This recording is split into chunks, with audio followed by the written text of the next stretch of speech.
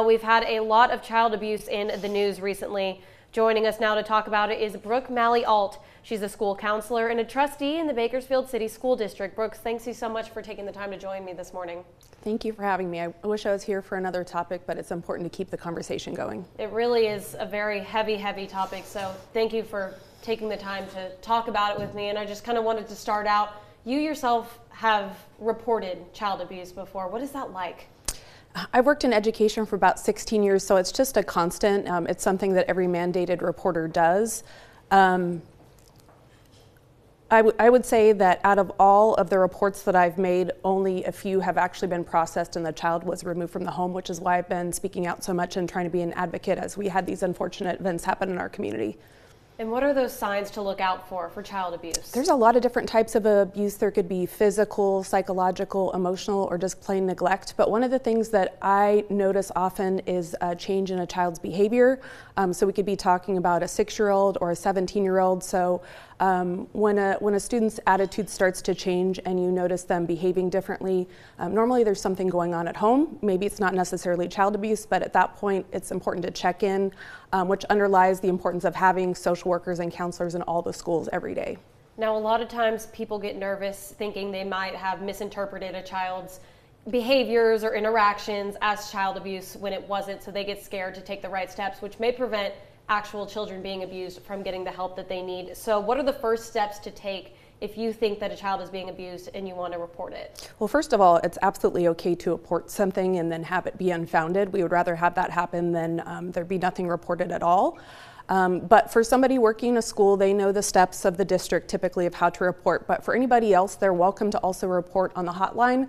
The number is 631-6011 to file a CPS report. But if somebody's not comfortable, they can also contact the school, and probably the best person to contact, again, would be the social worker, perhaps the counselor. There's also a lot of bigger school districts have the reporting app of Sprigeo, which is not a direct report to CPS, but if somebody wanted to make an anonymous tip about a student, that would be another good route to go. But if there's an urgent emergency and it seems like the child is in serious danger, calling 911 would be the best bet.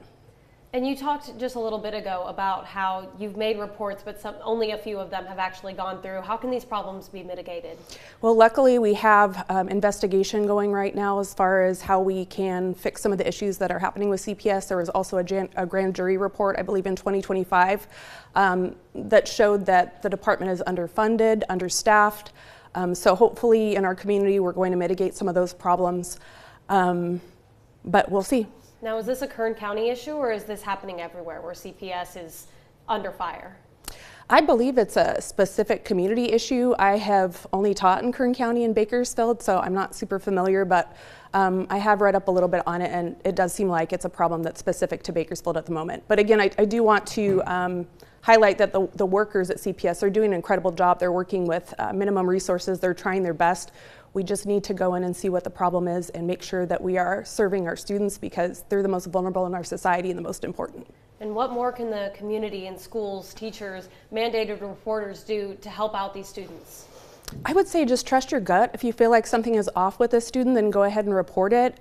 We don't do the investigation when we are talking to a student, but it's good to ask questions, and just suspicion is enough, again, to report to CPS. So just in general, keeping your eyes open, making sure that you ask questions, and then leaving it to the actual professionals to follow up, and then continue to be supportive while CPS does their investigation. If they do an investigation, turn in multiple reports if deemed necessary, or again, call 911 if there's an urgent matter.